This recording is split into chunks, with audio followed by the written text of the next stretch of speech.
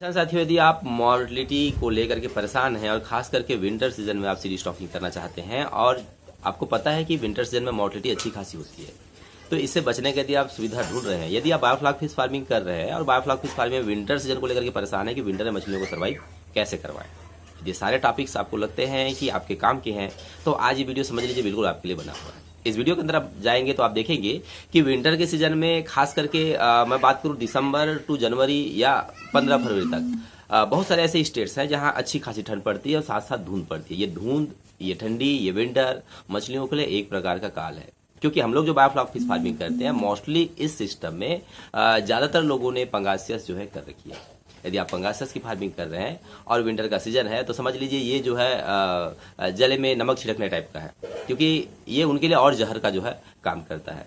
क्योंकि ये मछलियां खासकर कैटफिशेस स्किन तो इसमें होते नहीं है, डायरेक्टली इसमें उनकी खुद की चमड़ी होती है, जो इसमें जो छिलका होता है वो होता नहीं है। ऊपर से इसमें फैट की मात्रा इतनी अधिक होती है कि मॉर्टेलिटी का रेशियो आपका कई गुना तक बढ़ जाता है। कई कई बार तो ऐसा होता है कि पूरा का पूरा टैंक, पूरा का पूरा सिस्टम जो है खाली हो जाता है। तो चलिए वीडियो में लौटते हैं, आपको मैं बताने का प्रयास करूंगा, समझाने का प्रयास करूंगा अभी तक का जो मेरे एक्सपीरियंस है बायोफ्लॉक सिस्टम को लेकर के, टैंक फार्मिंग को लेकर के और तालाबों में मैंने जो नर्सरी किया है उसमें मुझे कितनी मॉर्टेलिटी देखने को मिली थी और क्या क्या बीमारी होने के चांसेस रहते हैं, इन बीमारियों से आप कैसे बच सकते हैं और इसके लिए आपको क्या क्या फर्दर जो है एक्टिविटीज लेनी चाहिए और ये एक्टिविटीज कब से स्टार्ट करनी चाहिए, तो उसका एकदम राइट टाइम है। अभी आप मेरा वीडियो देख रहे हैं तो उम्मीद करता हूं कि इस वीडियो को फॉलो करेंगे तो आपको इस विंटर जो है इस मॉर्टेलिटी से बचने का बहुत सारे रास्ते आप ढूंढ लेंगे। आइए लौटते हैं वीडियो। फार्मिंग इन विंटर की मैं बात करूं तो सबसे पहले आपको करना क्या होगा, स्टॉकिंग के टाइम को आपको सेलेक्ट करना होगा। सपोज आपको मार्च में आपके यहाँ मौसम सुधरता है और छत्तीसगढ़ या उत्तर प्रदेश, बिहार और उड़ीसा, इन राज्यों में मैं यदि अनुपातिक रूप से लूं तो छत्तीसगढ़ और उड़ीसा टेम्परेचर के मामले में बहुत अच्छे हैं, क्योंकि विंटर सीजन में यहाँ टेम्परेचर 14 डिग्री से नीचे, 12 डिग्री से नीचे बहुत कम ही जाती है। यदि बाहर का टेम्परेचर 12 डिग्री है तो पानी का टेम्परेचर एटलीस्ट कम से कम 16 से 18 डिग्री रहता है, क्योंकि विंटर के टाइम में बाहर एटमॉस्फेयर का टेम्परेचर जितना कम रहेगा पानी का उससे 7 से 8 डिग्री अधिक रहता है। सेम ऐसे गर्मी के टाइम में होता है कि एटमॉस्फेयर का टेम्परेचर हाई रहेगा तो पानी का टेम्परेचर उससे थोड़ा सा स्लो डाउन या लो डाउन रहता है, तो ये विंटर में भी होता है। तो चलिए अपन बात करते हैं कि आपको तालाबों में सबसे बेस्ट रहेगा नर्सरी फार्मिंग या जो है आपके टैंकों में सबसे बेहतर रहेगा। टैंकों में शेड लगाएं या ना लगाएं, ये भी एक बहुत बड़ा मसला है जो बार बार ये क्वेश्चन जो है मन में आते हैं। तो सबसे पहले मैं बात करता हूं शेड को लेकर के। यदि आप शेड लगाते हैं तो शेड क्या करता है कि परमानेंट जो शेड होता है वो सूर्य के प्रकाश को अंदर जो है आने नहीं देती है और सूर्य का प्रकाश सबसे अच्छा रिचार्ज करता है टेम्परेचर को लेकर के। तो यदि आपके यहाँ परमानेंट शेड है तो आप उसमें विंटर में जो है सीड स्टॉक करने का मत सोचिए। यदि आपने सोच भी लिया है और आपके पास शेड है भी है तो आपको करना क्या होगा, आपको एटलीस्ट कम से कम एक दिन में एक बार रात के टाइम में 11 बजे से लेकर के सुबह 4 बजे तक 50% पानी आपको कम से कम चेंज करनी होगी। यदि एक हफ्ता ये कंटिन्यू दौरा रखिए और हफ्ता में एक बार एटलीस्ट कम से कम 70 से 80% पानी जो है खाली कर दीजिएगा। यदि आप टेम्परेचर कंटिन्यू मॉनिटरिंग कीजिएगा, टेम्परेचर रात 11 बजे से सुबह 4 बजे तक की जो आपका डाउन होता है, तो यदि इस पोजीशन में है तो आप अपने पानी का टेम्परेचर चेक करते रहेगा। दिन में ज्यादा टेंशन नहीं है, रात में बहुत ज्यादा टेंशन है, तो तब फिर आपका शेड जो है कामयाब हो जाएगा। यदि आपने शेड नहीं लगाई है और आप टंकियों में मछली पालन कर रहे हैं तो कई सारे बोलते हैं कि उसे पूरी तरीके से ढक दीजिए और हेलोजन लाइट लगा दीजिए, पर मैं बोलूंगा ये भी एक प्रकार का चुतियापा है। हेलोजन लाइट इतने बड़े पानी को किसी भी तरीका से कंट्रोल जो है नहीं कर पाती, क्योंकि एटमॉस्फेयर को उसको जितना आप गर्म करने का प्रयास करें, हेलोजन बल्ब के सहारे प्रकृति से लड़ना बहुत ही मुश्किल टास्क है, क्योंकि आप जब ब्लोअर चलाते हैं तो पूरा आपका शेड जो है धूम से भर जाएगा। तो इसलिए आप ये वाली गलती तो मत कीजिएगा। ढकना अच्छी बात है, लेकिन आप जब धूप निकलेगा तो उसे खुला रख सकें और जब शाम होएगी, उमस पड़ने लगेगी तो उस समय उसको आप ढक पाए, ऐसे आपको इंतजाम करने होंगे। आप चाहे तो ग्रीन नेट का भी सहारा ले सकते हैं। ग्रीन नेट का जो रेशियो रहेगा वो एटलीस्ट कम से कम 75 to 90% होना चाहिए। उसमें जो छेद रहेंगे वो घने होने चाहिए। यदि आपके पास झिल्ली है और यदि झिल्ली से कवर अप करना चाहते हैं तो आपको एक बात का विशेष ध्यान रखना पड़ेगा, थोड़ा सा टैंकों से आप गैप में रखिएगा, स्पेस दीजिएगा। यदि आप स्पेस नहीं देंगे तो आपके टैंक में कार्बन डाइऑक्साइड की मात्रा इतनी अधिक बढ़ जाएगी, धुंध की मात्रा इतनी अधिक बढ़ जाएगी कि मछलियों का रिवर्स एक्शन जो है करेगा, उल्टा नुकसान करेगा। तो टेम्परेचर कंट्रोल करने का जो मेन फंडा है वो है वाटर एक्सचेंज। इसके सिवा दूसरा फंडे अभी तक आए नहीं है। आप टैंकों को ढक सकते हैं, इससे टेम्परेचर आपके अंदर में जितनी बनी हुई है उसे रोका जा सकता है, लेकिन टेम्परेचर को कंट्रोल जो है करना बहुत ही मुश्किल टास्क है। तो आप सेट के पीछे मत पड़िए, इंपॉर्टेंट नहीं है सेट। यदि आप छत्तीसगढ़ या उड़ीसा से हैं तो यहाँ दिन में टैंकों को खाली रखिए और रात में इसे जो है ढक दीजिएगा। यदि आप ऐसा भी करते हैं तो आप यहाँ इजिली टेम्परेचर को 20 डिग्री तक कंट्रोल कर सकते हैं। अब मैं बात करता हूँ कि क्या साइज की मछली कितने महीने तक या कितने विंटर को झेल सकती है।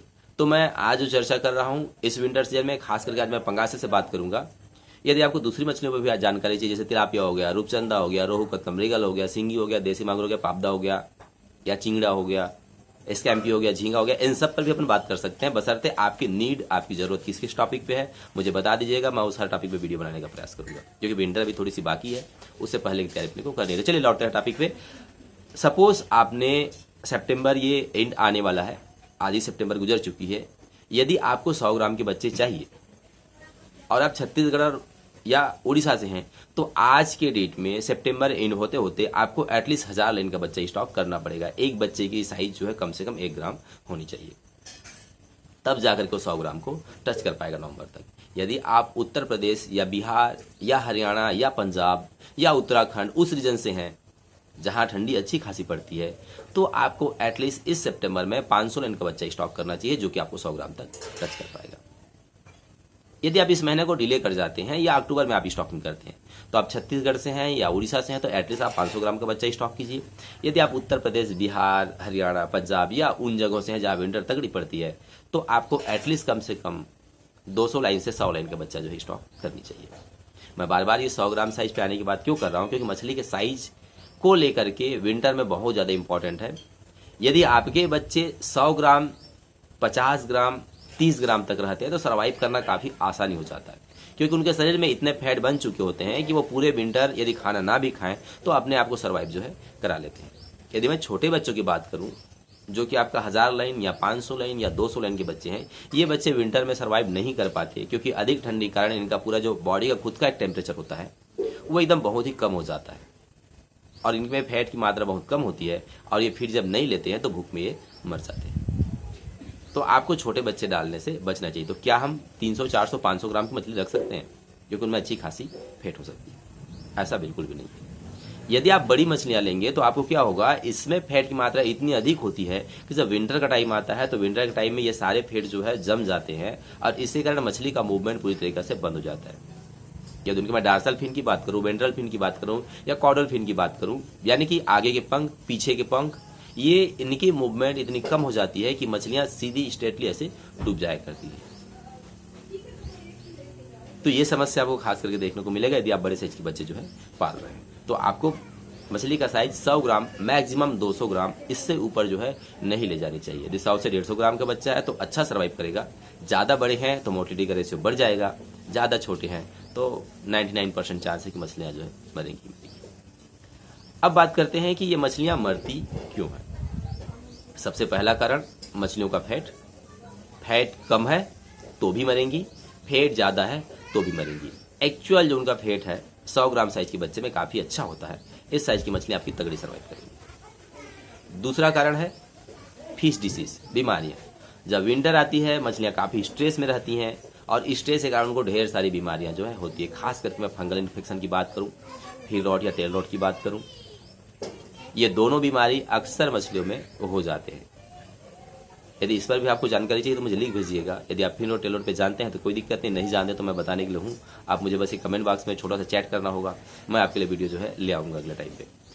अब बात करते हैं तीसरा रीजन, डाइजेशन को लेकर के। विंटर के समय में मछलियाँ क्या, इंसान भी या ऐसे जानवर भी या हम जैसे चौपाया जीव भी, दोपाया जीव भी, स्तनी भी, सरीसृप भी, विंटर टाइम में फीडिंग लगभग लो हो जाता है, क्योंकि कहते हैं ना कि मंदाग्नि, पेट की जो अग्नि जब मंद हो जाती है, आयुर्वेद की भाषा में बोलूँ तो उस समय डाइजेशन को लेकर काफ़ी दिक्कत पड़ती है। इसलिए लोग कहते हैं कि खाना खाने के तुरंत बाद ठंडी पानी नहीं पीनी चाहिए या ठंडी पानी पीने के बाद तुरंत खाना जो है नहीं खानी चाहिए, क्योंकि इससे पेट की अग्नि मंद हो जाती है, मंदाग्नि बोलते हैं इसे। ऐसी सेम मछलियों के साथ होती है। जब एटमॉस्फेयर का टेम्परेचर 0 हो जाता है, मछली को पता चल जाता है कि वो सर्वाइव नहीं कर पाएगी, लेकिन भूख में जब वो खा लेती है तो वो फीड को डाइजेस्ट नहीं कर पाती है, और जब ये डाइजेशन नहीं कर पाती है, कॉन्स्टिपेशन होते हैं, तब फिर यहाँ से बीमारी जो है स्टार्ट हो जाते हैं।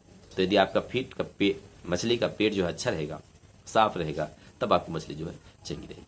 इसके लिए क्या कर सकते हैं, इसके लिए जो है बहुत सारे मार्केट में एंजाइम्स अवेलेबल हैं, आप उन एंजाइम्स का सहारा लीजिएगा। पेप्सिन, म्योसिन, ढेर सारे एंजाइम्स का सिरप मिल जाएगा, उसका टेबलेट फॉर्म में मिल जाएंगे। आप उन्हें जो है एटलीस्ट कम से कम हफ्ता में 3 दिन खिलाया करें।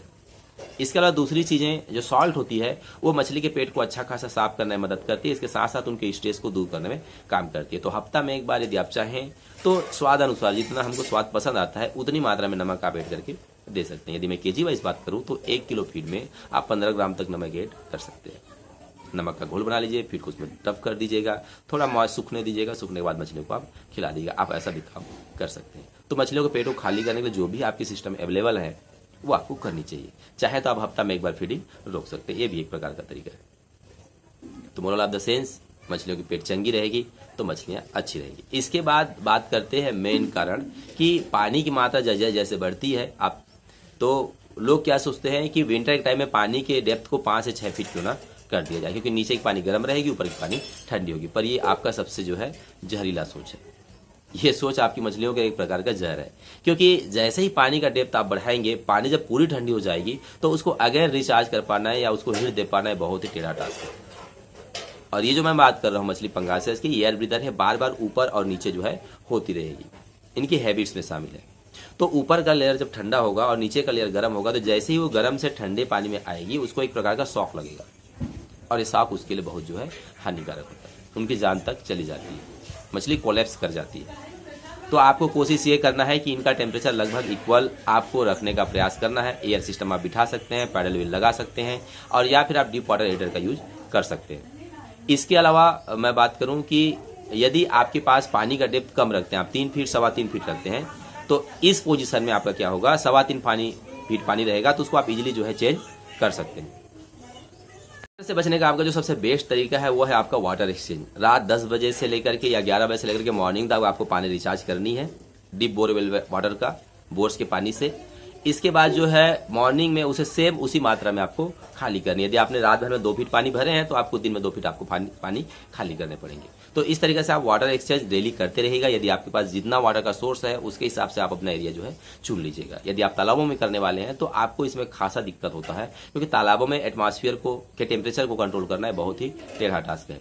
जो टंकियों में कर रहे हैं वो सेफ है, इसलिए आप यदि बायोफ्लॉक कर रहे हैं या बायोफ्लॉक के आपके पास टैंके हैं तो आप जो है एकदम सेफ जोन में। अब बात करते हैं कितनी स्टॉकिंग आपको करनी चाहिए। यदि आपके पास 10,000 लीटर का टैंक है और यदि आप मछली को 100 ग्राम ले जाना चाहते हैं तो आप उस टैंक में 3,000 से 3,500 तक बच्चे जो स्टॉक कर सकते हैं। यदि से थोड़ी छोटी मछली चाहिए, आपको 50 ग्राम तक की मछली चाहिए, तो इसकी मात्रा को आप 1.5 गुना तक बढ़ा सकते हैं, यानी कि 5,000 से 7,000 तक आप जा सकते हैं। मैं बात करूं 30,000 लीटर टैंक की, यदि आपके पास 30,000 लीटर का टैंक है तो इसमें आप इजीली जो है 10,000 बच्चे स्टॉक कर सकते हैं। लेकिन यदि आपको वजन अपने को कम लेनी है, 50 ग्राम या 30 ग्राम लेनी है, तो ये मात्रा आप डबल जो है कर सकते हैं। इसके अलावा मैं बात करूँ यदि आपके पास 50,000 या 60,000 लीटर का टैंक है तो इसमें आप 20,000 बच्चे स्टॉक कर सकते हैं। यदि आपको बच्चे का साइज छोटा चाहिए तो आप डेफिनेटली वजन क्वांटिटी अपना बढ़ा सकते हैं। आप उतना मछली डालिएगा जितनी आपको जरूरत है। सपोज आपको 1,000 मछली की जरूरत है तो आप उसमें एटलीस्ट 20% एक्स्ट्रा जो है ऐड कर दीजिएगा, यानी कि उसमें 1200 मछली डालिएगा, तब जाकर के 20% मोर्टेलिटी आने के बाद 1,000 मछलियाँ जो है बचेंगी। फीडिंग का जो बेस्ट टाइम है अक्टूबर है और नवंबर है। आप इसे मछलियों को डिमांडेबल फीड कराइए, जितना मछली खाती है उतना खिलाइएगा, क्योंकि यही फीड दिसंबर के बाद जो है बिल्कुल भी स्लो डाउन हो जानी है। कई बार तो ऐसा होता है कि वजन माइनस में चला जाता है। तो आप जितना भी वेट गेन करना चाहें इस 2 महीने के दरमियान आप जो है कर सकते हैं। उम्मीद करता हूँ वीडियो आपके काम की हो तो एक लाइक का बटन बिल्कुल दबा दीजिएगा। नया है तो चैनल पर सब्सक्राइब करना बिल्कुल भी मत भूलिएगा। बायोफ्लॉक इन्फॉर्मेशनल के वीडियो चाहिए तो जस्ट इनमें आपके लिए मैंने बहुत सारे प्लेलिस्ट बना रखे हैं, आप प्लेलिस्ट में जाइए और प्लेलिस्ट में जाकर के अपने जितने भी क्वेरीज है लगभग पूरा करने का मैंने प्रयास किया है। कुछ टॉपिक बच जाता है तो आप मुझे कमेंट बॉक्स में लिख भेजिएगा, अगले वीडियो में बिल्कुल उस पर चर्चा करूंगा। बहुत बहुत धन्यवाद। जय जवाहर।